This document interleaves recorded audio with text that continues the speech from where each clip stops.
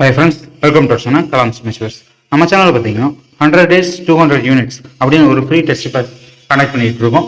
இது பார்த்தீங்கன்னா 100 daysல 200 units, அதாவது 200 லெசன் பார்த்தீங்கன்னா கம்ப்ளீட் பண்ணுற அளவுக்கு பார்த்தீங்கன்னா நம்ம இந்த லெசன் பார்த்தீங்கன்னா இந்த ஃப்ரீ டெஸ்ட் பேட்ச் பார்த்தீங்கன்னா கொண்டு போக போகிறோம். இது பார்த்தீங்கன்னா டிஎன்பிசி, டிஎன்யூஎஸ்ஆர்பி, அதாவது டிஎன்பிசியில் குரூப் 1, குரூப் 2 அண்ட் குரூப் 4 படிக்கிறவங்க இந்த டெஸ்ட் பேட்ச் யூஸ் பண்ணிக்கலாம். அதே மாதிரி பார்த்தீங்கன்னா டிஎன்யூஎஸ்ஆர்பியில் எஸ்ஏ அண்ட் பிசி இந்த ரெண்டு எக்ஸாம் ப்ரிப்பேர் பண்ணுறவங்க இந்த எக்ஸாம் பார்த்தீங்கன்னா அட்டன் பண்ணிக்கலாம். இந்த டெஸ்ட் பேட்சை பொறுத்தளவுக்கு பார்த்தீங்கன்னா நம்ம டெலிகிராம் லிங்க் கொடுக்குறேன், அதை போய் ஜாயின் பண்ணிட்டா போதும். நம்ம ஒவ்வொரு டீட்டெயிலும் பார்த்தீங்கன்னா நம்ம டெலிகிராம்னு நம்ம டெய்லியும் பார்த்தீங்கன்னா அப்டேட் பண்ணுவோம். ஓகே, இன்னைக்கு பார்த்தீங்கன்னா ஆல்ரெடி பார்த்தீங்கன்னா ஒரு டெஸ்ட் முடிஞ்சிருச்சு. இப்போ செகண்ட் டெஸ்ட் பார்த்தீங்கன்னா என்னென்ன யூனிட்ஸ் பார்த்தாலும் 6th பார்ட்டியில் பன்முகத்தன்மையினை அறிவோம் அப்படின்ற லெசனும் சமத்துவம் பெறுதல் அப்படின்ற லெசனும் பார்த்தீங்கன்னா 2 லெசன் பார்த்தீங்கன்னா இன்னைக்கு டெஸ்ட். ஓகே, எப்பயும் போல பார்த்தீங்கன்னா நம்ம ஒரு கொஸ்டின் சொல்லுவோம், அதுக்கு ஆன்சர் எழுதி வச்சுட்டு நம்ம அதுக்கான ஆன்சர் அப்பயே சொல்லிடுவோம். அது கரெக்டாக மட்டும் செக் பண்ணிட்டு எவ்வளோ ஆன்சர் உங்களுக்கு தெரியுது அப்படின்னு சொல்லி கமெண்ட் பண்ணுங்க. ஓகே ஃப்ரெண்ட்ஸ், வீடியோக்குள்ள போயிடலாம். ஃபர்ஸ்ட் கொஸ்டின் பாருங்க. இந்தியா ஏறத்தாழ எத்தனை ஆண்டுகள் பழமை வாய்ந்த நாகரிகத்தின் முன்னோடி அப்படின்றதான் கேட்டிருக்காங்க. எப்படி பாருங்க, இந்தியா ஏறத்தாழ எத்தனை ஆண்டுகள் பழமை வாய்ந்த நாகரிகத்தின் முன்னோடி அப்படின்றதான் கேள்வி. ஓகே, ஆன்சர் பார்த்தாலும் இதோட ஆன்சர் பார்த்தீங்கன்னா 5000 ஆண்டுகள். எப்படி பாருங்க, 5000 ஆண்டுகள் பழமை வாய்ந்த நாகரிகத்தின் முன்னோடி தாயகம் தான் பார்த்தீங்கன்னா இந்தியா. நோட் பண்ணிங்க, 5000 ஆண்டுகள். ஓகே, அடுத்த கொஸ்டின். ஜெய்சால்மர் எந்த மாநிலத்தில் அமைந்துள்ளது? எப்படின்னு பாருங்க, ஜெய்சால்மர் எந்த மாநிலத்தில் அமைந்துள்ளது அப்படின்றதான் கேள்வி. ஓகே, ஆன்சர் பார்த்தாலும் இதோட ஆன்சர் பார்த்தீங்கன்னா ராஜஸ்தான். ராஜஸ்தான் தான் பார்த்தீங்கன்னா ஜெய்சால்மர் அமைந்துள்ளது. இந்த ஜெய்சால்மர்ன்ற என்னன்னு பார்த்தீங்கன்னா குறைவான மழை பொழியும் பகுதி. இந்தியாவில் பார்த்தீங்கன்னா குறைவான மழை பொழியும் பகுதி என்னன்னு பார்த்தீங்கன்னா இந்த ஜெய்சால்மர். இது எங்க அமைந்திருக்குன்னு பார்த்தீங்கன்னா ராஜஸ்தான். நோட் பண்ணிக்கங்க. தேர்ட் கொஸ்டின் பாருங்க. பீகி திருவிழான்னு சொல்லியிருக்காங்க, அதாவது பீகி நாட்டுப்புற நடனம். அதாவது பீகி நடனம் அப்படின்றது பார்த்தீங்கன்னா எந்த மாநிலத்தின் நாட்டுப்புற நடனம் ஆகும் அப்படின்றதான் கேள்வி. பீகின்றது பார்த்தீங்கன்னா எந்த மாநிலத்தின் நாட்டுப்புற நடனம் ஆகும் அப்படின்றதான் கேள்வி. ஓகே, ஆன்சர் பார்த்தாலும் இதோட ஆன்சர் பார்த்தீங்கன்னா அசாம். Third question. பீகி நாட்டுப்புற நடனம் பார்த்தீங்கன்னா புகழ்பெற்ற நடனம் பார்த்தீங்கன்னா எந்த மாநிலத்தின் புகழ்பெற்ற நடனமா இருக்கு அப்படின்றதான் கேள்வி. ஓகே, இதோட ஆன்சர் பார்த்தீங்கன்னா அசாம். நோட் பண்ணிங்க. ஓகே, அடுத்த கொஸ்டின். Fourth question. இந்தியாவை இனங்களின் அருங்காட்சியகம் என கூறியவர் யார்? இந்தியாவை பார்த்தீங்கன்னா இனங்களின் அருங்காட்சியகம் என்று கூறியவர் யார் அப்படின்றதான் கேள்வி. ஓகே, ஆன்சர் பார்த்தாலாம் இதோட ஆன்சர் பார்த்தீங்கன்னா V.A. ஸ்மித். ஓகே, இது பார்த்தீங்கன்னா இந்தியாவில் பார்த்தீங்கன்னா பல்வேறு இன மக்கள் பார்த்தீங்கன்னா இருப்பதால பார்த்தீங்கன்னா இந்தியாவில் பார்த்தீங்கன்னா இனங்களை அருங்காட்சியகம் அப்படின்னு சொல்லியிருக்காரு இந்த V.A. ஸ்மித் அப்படின்றவர். ஓகே, அடுத்த கொஸ்டின். 5வது கொஸ்டின். இந்திய அரசியலமைப்பு சட்டத்தில் பார்த்தீங்கன்னா டேஷ் அட்டவணையில் 22 மொழிகள் அலுவலக மொழிகளாக அங்கீகரிக்கப்பட்டுள்ளது. அதாவது இந்த 22 மொழிகள் பார்த்தீங்கன்னா அலுவலக மொழிகளாக எந்த அட்டவணையில் பார்த்தீங்கன்னா அங்கீகரிக்கப்பட்டிருக்கு அப்படின்றதான் கேள்வி. ஓகே, ஆன்சர் பார்த்தோம்னா ஆன்சர் பார்த்தீங்கன்னா 8வது அட்டவணை. ஒவ்வொரு அட்டவணையிலும் பார்த்தீங்கன்னா ஒவ்வொரு துறையை பற்றி சொல்லியிருப்பாங்க. ஒவ்வொரு அரசியலமைப்பு பார்த்தீங்கன்னா ஒவ்வொரு இதை பார்த்தீங்கன்னா சொல்லியிருப்பாங்க, சட்டப்பிரிவு அது மாதிரி லைனாக வரும். அதில் பார்த்தீங்கன்னா இந்த 22 அலுவலக மொழிகளை பற்றி சொன்னது எதுன்னு பார்த்தீங்கன்னா இந்த 8வது அட்டவணை. நோட் பண்ணீங்க. ஓகே, அடுத்த கொஸ்டின். 6th question. கூமர் எந்த மாநிலத்தின் நாட்டுப்புற நடனம் ஆகும்? அதாவது கூமர் பார்த்தீங்கன்னா எந்த மாநிலத்தின் நாட்டுப்புற நடனம் ஆகும் அப்படின்றதான் கேள்வி. ஓகே, ஆன்சர் பார்த்தோம்னா இதோட ஆன்சர் பார்த்தீங்கன்னா ராஜஸ்தான். ராஜஸ்தான் தான் பார்த்தீங்கன்னா கூமர் பார்த்தீங்கன்னா ராஜஸ்தான் நாட்டுப்புற நடனமாக இருக்கு. ஓகே, ஆன்சர் பார்த்தீங்கன்னா கூமர். அடுத்த கொஸ்டின். 7வது கொஸ்டின். இந்தியா டேஷ் முக்கிய மொழிகளையும் டேஷ் பிற மொழிகளையும் கொண்டுள்ளது. எப்படின்னா பாருங்க, இந்தியா பார்த்தீங்கன்னா டேஷ் முக்கிய மொழிகளையும் டேஷ் பிற மொழிகளையும் கொண்டுள்ளது அப்படின்றதான் கேள்வி. ஓகே, இதோட ஆன்சர் பார்த்தோம்னா இதோட ஆன்சர் பார்த்தீங்கன்னா 122 முக்கிய மொழிகளையும் 1599 பிற மொழிகளையும் கொண்டுள்ளது. இப்படி பாருங்க, 122 முக்கிய மொழிகளை கொண்டிருக்கு. அதே மாதிரி பார்த்தீங்கன்னா 1599 பிற மொழிகளை கொண்டது அந்த பார்த்தீங்கன்னா இந்தியா. நோட் பண்ணீங்க. ஓகே, அடுத்த கொஸ்டின். 8வது கொஸ்டின். இந்தியாவில் டேஷ் முக்கிய மொழி குடும்பங்கள் உள்ளன. எப்படி பாருங்க, இந்தியாவில் பார்த்தீங்கன்னா டேஷ் முக்கிய மொழி குடும்பங்கள் உள்ளன அப்படின்றதான் கேள்வி. ஓகே, ஆன்சர் பார்த்தாலும் இதோட ஆன்சர் பார்த்தீங்கன்னா 4. எப்படின்னு பாருங்க, 4 முக்கிய மொழி குடும்பங்கள் இருக்கு அப்படின்றதான் ஆன்சர். ஓகே, என்னன்னு பார்த்தாலும் இந்தியாவில் 4 முக்கிய மொழி குடும்பங்கள் என்னன்னு பார்த்தாலும் அது பார்த்தீங்கன்னா ஆரியன், திராவிடன், ஆஸ்ட்ரோ ஆஸ்ட்ரிக் மற்றும் சீன திபெத்தியன். அதாவது பாருங்க, ஆரியன், திராவிடன், ஆஸ்ட்ரோ ஆஸ்ட்ரிக், சீன திபெத்தியன். நோட் பண்ணீங்க. ஓகே, அடுத்த கொஸ்டின்.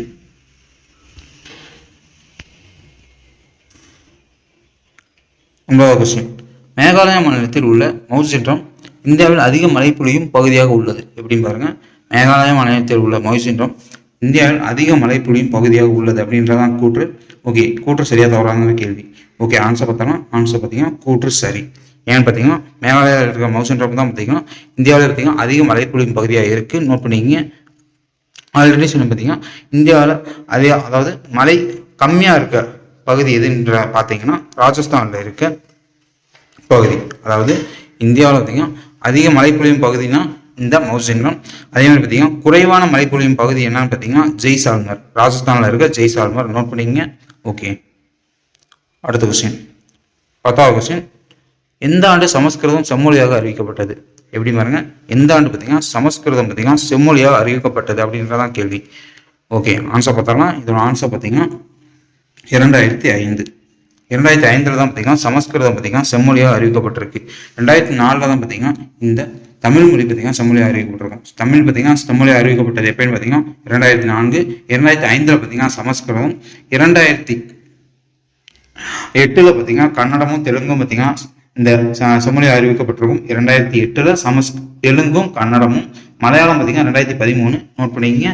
ஓகே, இந்த ஒரியா பார்த்தீங்கன்னா 2014. நோட் பண்ணிங்க. ஓகே, அடுத்த கொஸ்டின், இந்தியாவின் 2வது உயரிய விருது என்ன? அதாவது இந்தியாவின் 2வது உயரிய விருது என்ன அப்படின்றதான் கேள்வி. ஓகே, ஆன்சர் பார்த்தாலும் இதோட ஆன்சர் பார்த்தீங்கன்னா பத்ம விபூஷன். பத்ம விபூஷன் தான் பார்த்தீங்கன்னா இந்தியாவில் 2வது உயரிய விருதாக இருக்கு. நோட் பண்ணிங்க. கொஸ்டின், 12வது கொஸ்டின், ஏபிஜே அப்துல் கலாம் அவர்களுக்கு பாரத ரத்னா விருது வழங்கப்பட்ட ஆண்டு என்ன? ஏபிஜே அப்துல் கலாம் அவர்களுக்கு பாரத ரத்னா விருது வழங்கப்பட்ட ஆண்டு தான் கேட்டிருக்காங்க. ஓகே, ஆன்சர் பார்த்தாலும் இதோட ஆன்சர் பார்த்தீங்கன்னா 1997. 1997 தான் பார்த்தீங்கன்னா அப்துல் கலாம் அவர்களுக்கு பாரத ரத்னா விருது வழங்கப்பட்ட ஆண்டு. நோட் பண்ணிங்க. ஓகே, அடுத்த கொஸ்டின், 2011ஆம் ஆண்டு கணக்கெடுப்பின்படி பாலின விகிதம் குறைவான உள்ள மாவட்டம். எப்படியும் பாருங்க. 2001 சென்சஸ் படி பார்த்தீங்கன்னா பாலின விகிதம் குறைவான உள்ள மாவட்டம் அப்படின்றதான் கேள்வி. ஓகே, ஆன்சர் பார்த்தாலும் இதோட ஆன்சர் பார்த்தீங்கன்னா தருமபுரி. குறைவான உள்ள மாவட்டம் என்னன்னு பார்த்தீங்கன்னா தருமபுரி தான் பார்த்தீங்கன்னா குறைவான உள்ள மாவட்டமாக இருக்கு. அதிகமாக உள்ள மாவட்டம் எதுன்னு பார்த்தீங்கன்னா நீலகிரி. எப்படின்னு பாருங்க. நீலகிரி தான் பார்த்தீங்கன்னா 2011 சென்சஸ் படி அதிக பாலின விகிதம் கொண்ட மாவட்டமாக இருக்கு. நோட் பண்ணிங்க. ஓகே, அடுத்த கொஸ்டின், 14வது கொஸ்டின், 2011ஆம் ஆண்டு கணக்கெடுப்பின்படி எழுத்தறிவு விகிதம் அதிகம் கொண்ட மாவட்டம். எப்படி பாருங்க. பாலின விகிதம் பார்த்தீங்கன்னா குறைவான உள்ள மாவட்டம் என்னன்னு பார்த்தீங்கன்னா தருமபுரி. அதிகம் உள்ள மாவட்டம் பார்த்தீங்கன்னா நீலகிரி.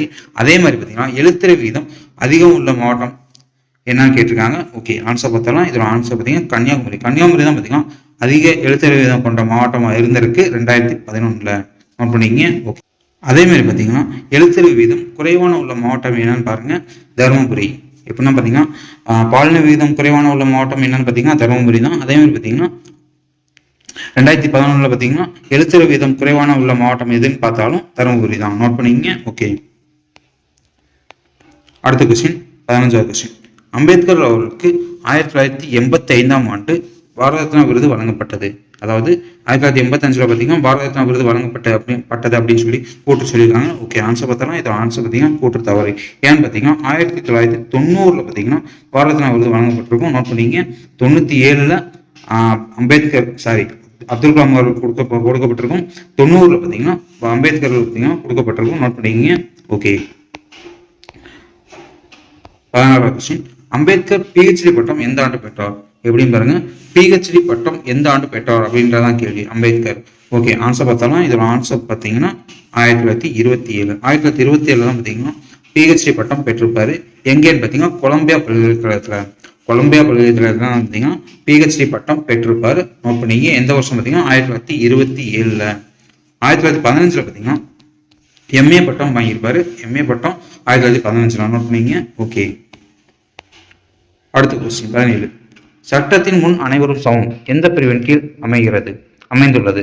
எப்படி பாருங்க. சட்டத்தின் முன் அனைவரும் சமம் அப்படின்ற சட்டப்பிரிவு பார்த்தீங்கன்னா எந்த சட்டப்பிரிவின் கீழ் அமைந்துள்ளது அப்படின்றதான் கேள்வி. ஓகே, ஆன்சர் பார்த்தாலும் ஆன்சர் பார்த்தீங்கன்னா சட்டப்பிரிவு 14.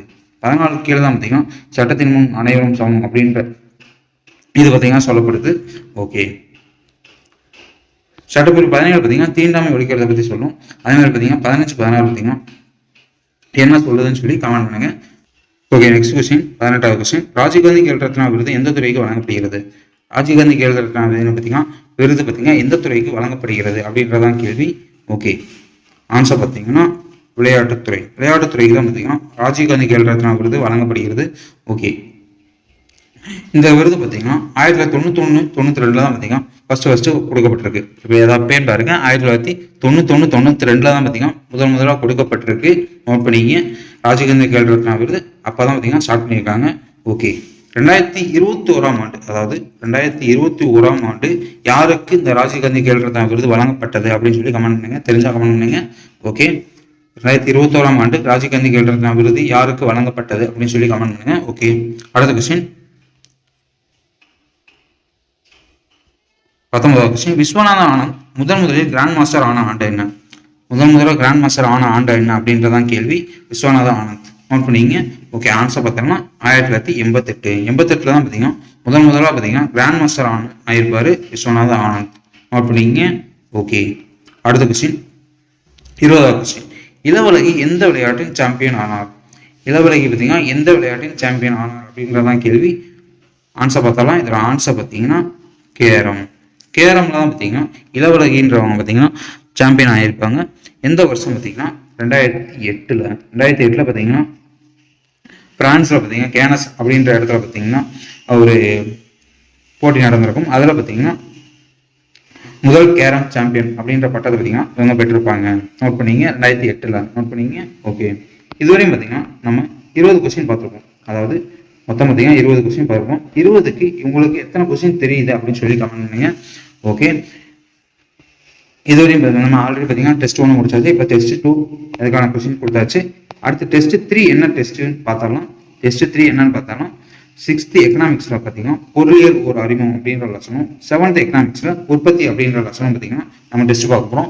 இதே டயத்தில் பார்த்தீங்கன்னா நாளைக்கு பார்த்தீங்கன்னா இதே 7 o'clock பார்த்தீங்கன்னா நமக்கு கொஸ்டின் கொடுத்துருவோம். 6 o'clock பார்த்தீங்கன்னா டெய்லியும் பார்த்தீங்கன்னா 6 மணிக்கு பார்த்தீங்கன்னா நம்ம கொஸ்டின் கொடுத்துருவோம்.